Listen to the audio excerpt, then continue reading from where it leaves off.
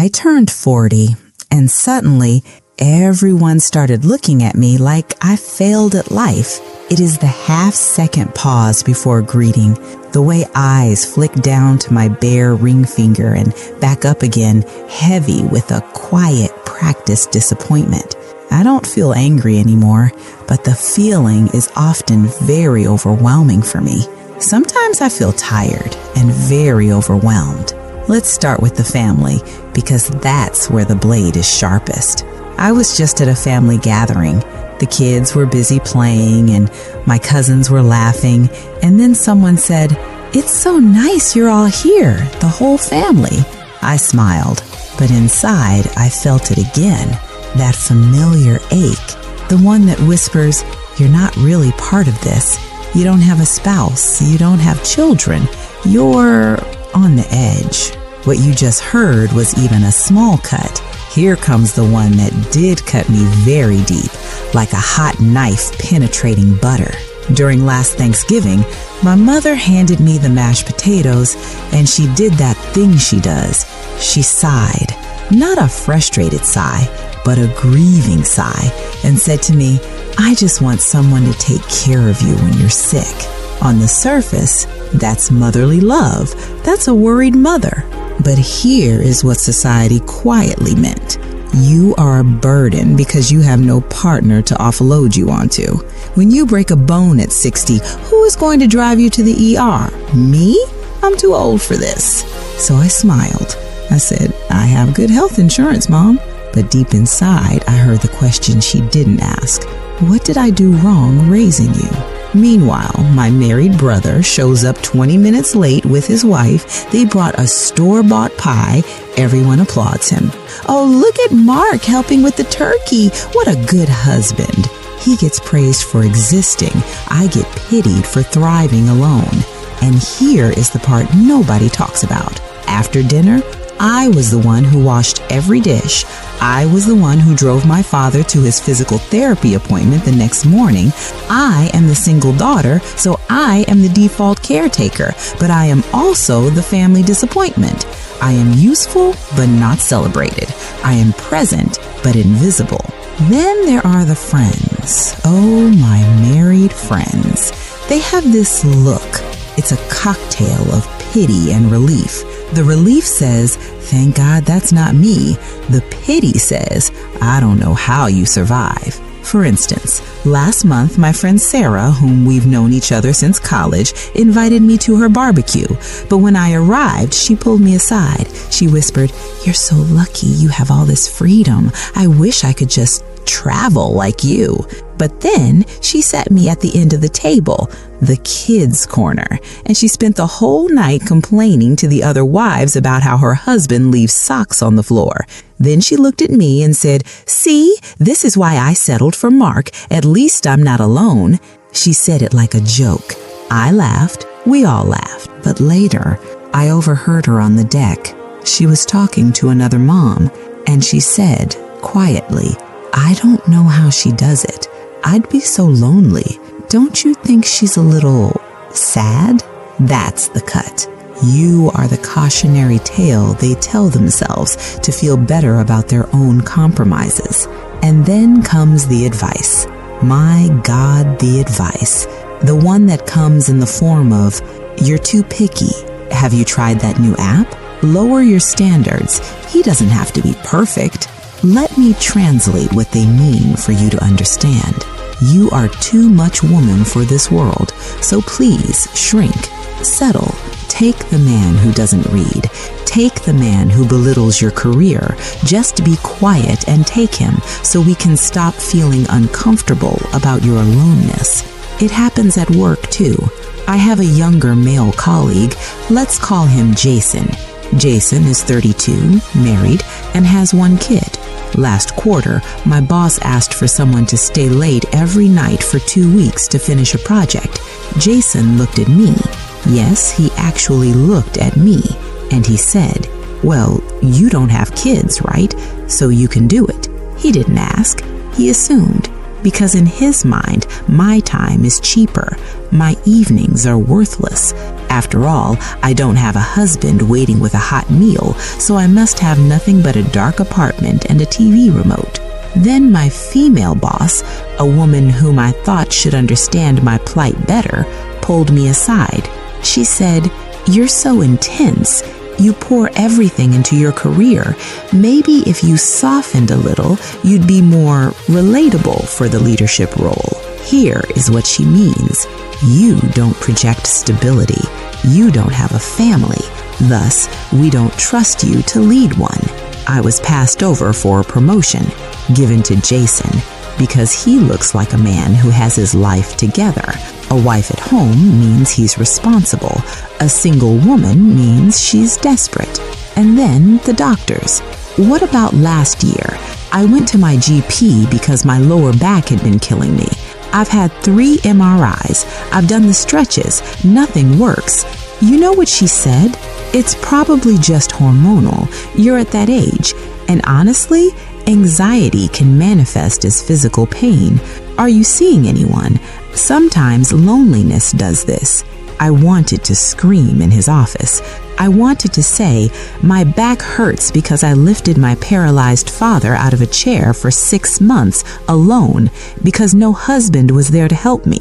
But instead, I nodded, I paid my copay, and I cried in the parking lot because the message was clear. Your body is broken because you didn't use it for reproduction. You don't deserve the same care as a mother. Maybe you felt that too.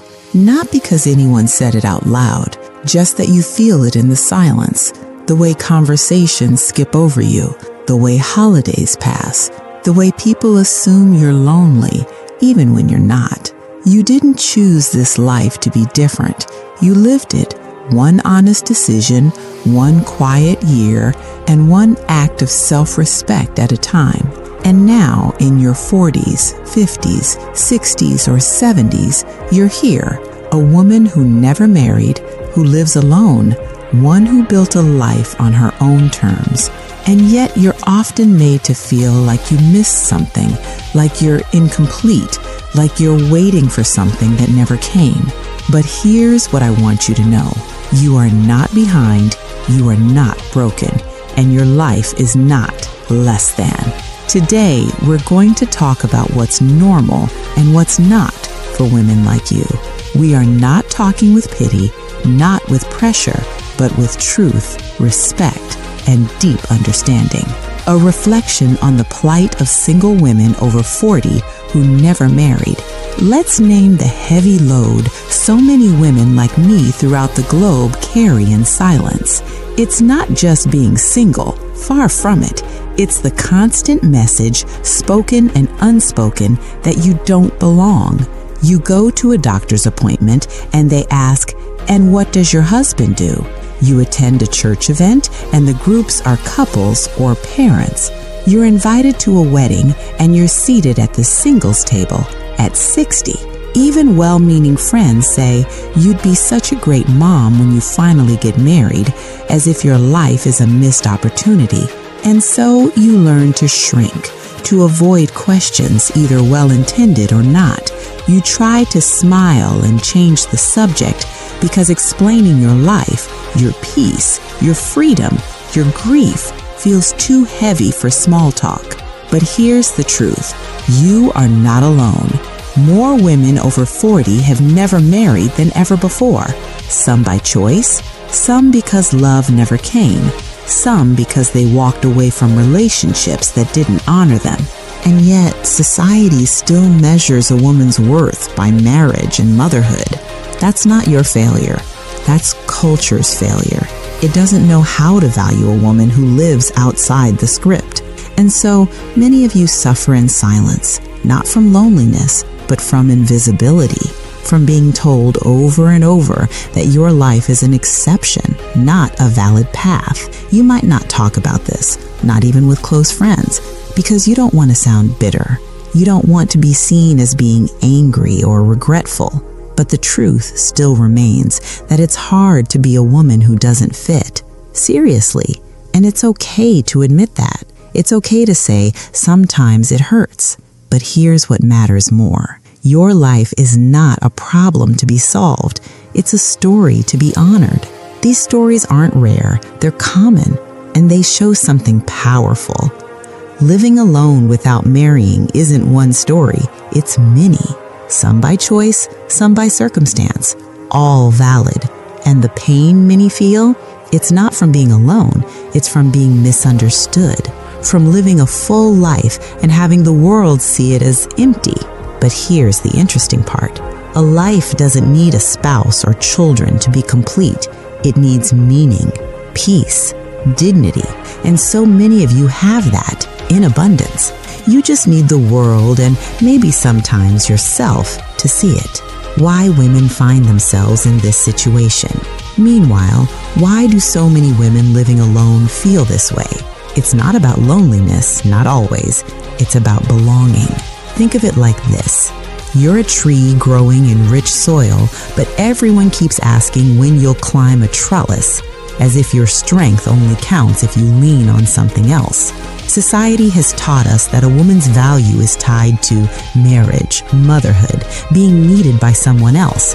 But when you've lived outside that structure, you're often treated like an outlier, not a pioneer. Here's what's normal: feeling unseen in family settings, being asked intrusive questions, like why haven't you married to date, worrying about who will care for you as you age, wanting deep connection without needing romance. These are real, valid feelings, and they don't mean you regret your life. They mean you're human, and humans need to feel they matter. But here's what's not normal: believing you're less because you're single, feeling shame for living authentically, assuming your legacy is smaller because you don't have children. Sincerely, those beliefs aren't yours.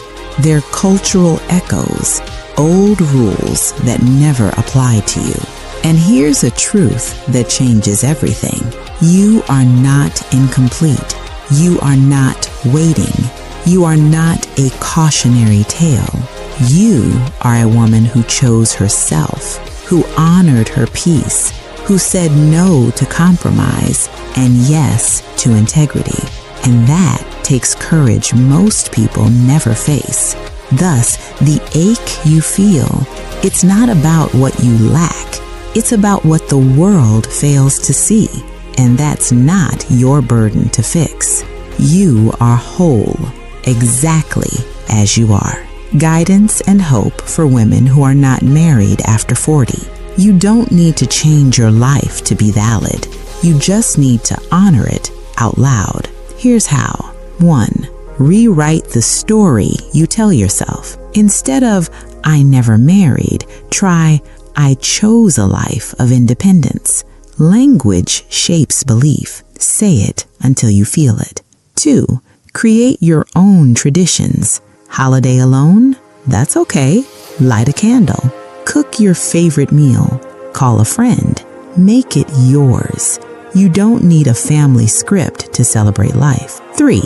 Build a care circle now. Think, who would bring me soup if I were sick? Name 2 to 3 people. Stay close. Join a group. Volunteer. Your future care isn't a burden, it's a plan. 4. Claim your legacy. You don't need children to leave a mark. Mentor someone. Donate books in your name. Share your recipes. Write letters to young women. Here's what I learned. Legacy isn't blood, it's impact. 5. Set boundaries with questions.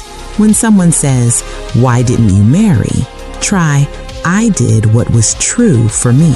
Or, I'm happy with my life. No explanation needed. 6. Celebrate your freedom. You don't answer to a partner. You choose your routines, your silence, your joy. That's not loneliness. That's liberty. 7. Grieve if you need to. It's okay to feel sad, not for what you didn't have, but for what you were denied.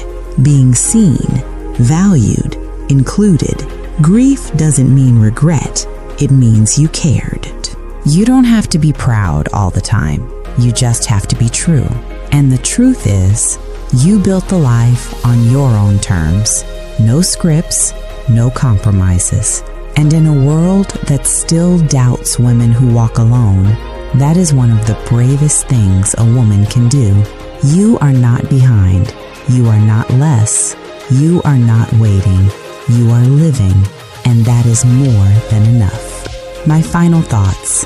If you're watching this, it means part of you still wants to be seen, not as a single woman, but as a whole woman. And you are. Your life matters. Your peace matters. Your quiet strength matters even when no one applauds it. In other words, keep going, keep living, keep choosing yourself. And when the world forgets your worth, say it out loud. I am here. I am enough. I am not less. If you're a woman over 40 who has been asked, but don't you want kids? Or when are you finally settling down? Or aren't you too beautiful to be alone one more time than you've been asked, are you happy? Type, I see you in the comments. Let's make this the most liked comment section on this channel. Not for pity, for proof that we are not alone. We are the quiet ones, the resilient ones, the ones who finally stopped shrinking, and we are here, together, in the open. Thank you for staying with me. I see you too.